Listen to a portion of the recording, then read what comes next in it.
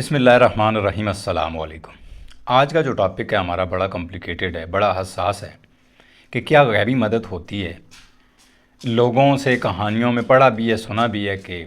فلاں شخص کی غیبی مدد ہوئی ہے، وہ یہ وظیفہ کرتا رہا، فلاں جگہ بیٹھ کے اس نے چلے کاٹے، تہجد پڑھتا رہا، دعائیں کرتا رہا، تو اس کی غیب سے مدد ہوئی ہے۔ کیا اس بات میں کوئی سچائی ہے یا ایسا ہو سکتا ہے؟ اس کے بارے میں کیا نالج رکھتا ہوں، آپ دیکھنے سننے والے کیا نالج رکھتے ہیں؟ یہ ویڈیو پوری دیکھنے کے بعد آپ کے کافی سارے جو ذہن میں کویسچن مارک ہیں، سوالیہ نشان ہیں، وہ ختم ہوں گے۔ سچی اوتھینٹک کہانی آپ کو سناؤں گا جو میرے خاندان میں پیش آئی ہے، میرے ریالیٹیو ہیں۔ تو انہوں نے غربت کی زندگی شروع میں گزاری ہے۔ جب ایک وقت گزرا، ایک سٹیج پہ چلے گئے، ان کے بیٹے پڑھ لکھ کر اعلیٰ آفیسر بھرتی ہو گئے، اچھے عہدوں پہ چلے گئے۔ پھر کچھ بیٹوں نے پراپرٹی کا کام شروع کر لیا، تو جب پراپرٹی ڈیلر بن جاتے ہیں یا پراپرٹی لے کر سیل بیچنے بٹانے کا کام شروع کر لو، تو اس کی سمجھ بوجھ ہو تو اچھا خاصا انسان کو انکم ہوتی ہے، اچھی خاصی پروفٹ ہوتی ہے۔ تو جب انہوں نے اپنا پہلا گھر بنایا تو انہوں نے فیصلہ کیا کہ ہم اس گھر جتنے بھی مالیت کا بنا ہے اس میں سے 11% اللہ کی راہ میں کسی حقدار کی مدد کریں گے۔ تو یہ سوچ کر انہوں نے کوئی اس وقت کے لحاظ سے کوئی 11% 65,000 روپیہ بنتا تھا، تو وہ میرے جو ریالیٹیو ہیں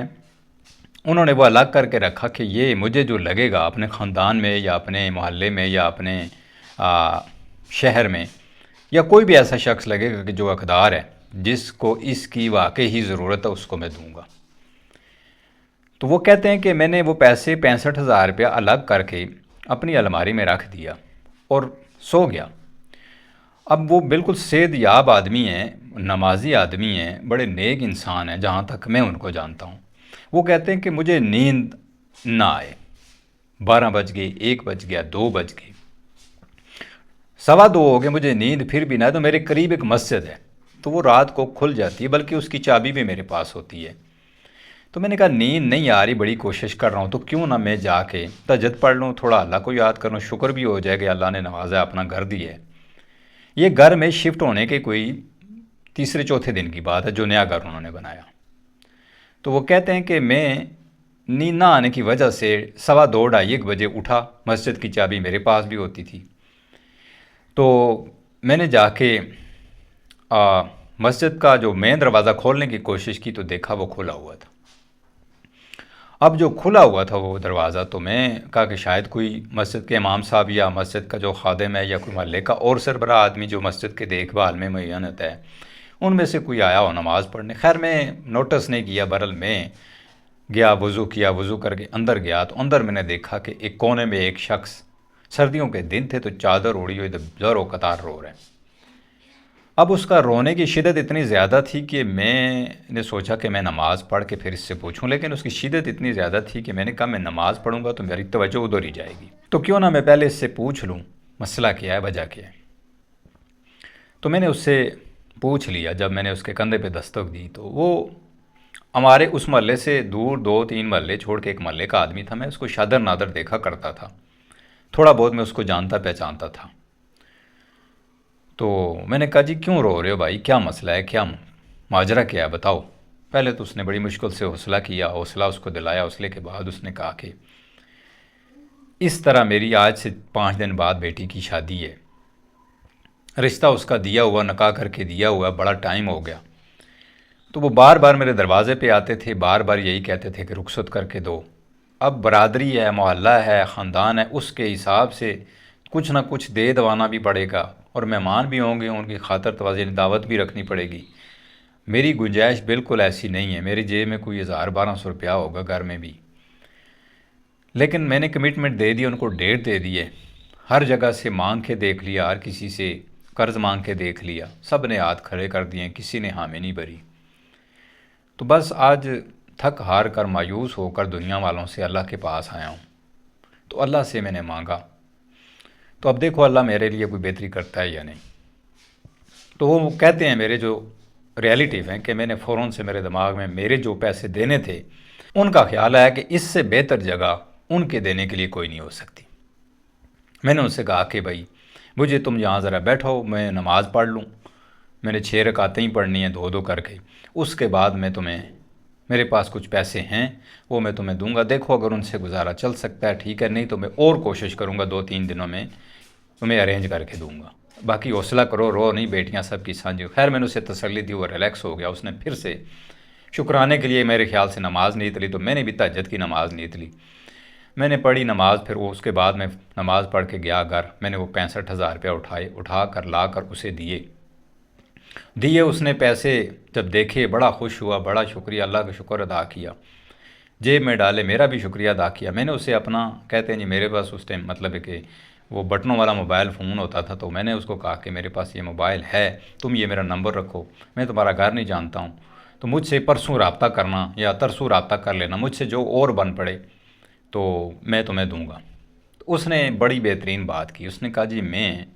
آپ سے نمبر نہیں لوں گا، مجھے آپ کا کانٹیکٹ نمبر یا آپ کا ایڈریس پتہ نہیں چاہیے۔ تو میں تھوڑا سا اس کے اس انداز سے تھوڑا سا مجھے تکلیف ہوئی کہ میں نے اس کی مدد بھی کی ہے، حوصلہ بھی دیا ہے، تو مزید اس کی مدد کرنے کے لیے اس کو کہہ رہا ہوں، لیکن یہ بندہ کہہ رہا ہے کہ مجھے آپ کا کانٹیکٹ نمبر نہیں چاہیے، یا مسئلہ کیا ہے، کیوں بھائی ایسا کہہ رہے ہو؟ تو اس نے کہا کہ جس رب نے آپ کو 2-2:30 بجے اپنے گرم بستر سے اٹھا کے یہاں مسجد میں لایا اور میرا مسئلہ آپ کے توسل سے حل کیا، آئندہ بھی اگر میرا کوئی مسئلہ بنا، کوئی پریشانی میری زندگی میں آئی، تو وہ اس رب پہ مجھے اتنا یقین ہے کہ وہ آپ جیسے کسی نہ کسی کو اپنے گرم بستر سے اٹھائے گا اور وہ آ کے میری مدد ضرور کر لے گا۔ اس شخص نے کہا کہ اللہ کبھی خود سے اپنے ہاتھوں سے کسی کی مدد نہیں کرتا، وہ کوئی نہ کوئی وسیلہ ہیلا بناتا ہے، تو اللہ نے آپ کو وسیلہ بنا کر میرا مسئلہ حل کیا ہے، آئندہ زندگی میں اگر کوئی مسئلہ بنا تو کوئی اور وسیلہ بنے گا۔ تو دوستو، یہ غیبی جو مدد ہوتی ہے یا اللہ جو غیبی مدد کرتا ہے، اس میں کوئی شک نہیں ہوتا، لیکن ہم لوگ غیبی مدد کو یہ سمجھتے ہیں کہ ہم آنکھ بند کریں اور کھولیں تو پاس ہمارے گٹھلی بندی ہو پیسوں کی یا سونے کی یا ہیرے چاندی کی، تو وہ کہانیاں آج میرے خیال میں کہانیوں کی حد تک ہی ہیں، لیکن جہاں تک بات اللہ کی مدد کی ہے وہ ضرور آتی ہے، وہ کسی شخص کی صورت میں آتی ہے، کسی جانور کی صورت میں آتی ہے، کسی انعام کی صورت میں آتی ہے، کسی بھی صورت میں آپ اگر اللہ سے کوئی چیز ڈیمانڈ کر رہے ہیں، کوئی چیز مانگ رہے ہیں، کوئی آپ کی ضرورت ہے اور ضرورت صحیح ہے آپ کے لیے، آپ کے اپنوں کے لیے وہ صحیح ہے، تو وہ ضرور آپ کی اللہ مدد کرتا ہے۔ اللہ سے مدد مانگنے کے لیے سب سے بہترین جو چیز ہے وہ کیا ہے؟ وہ ہے یقین۔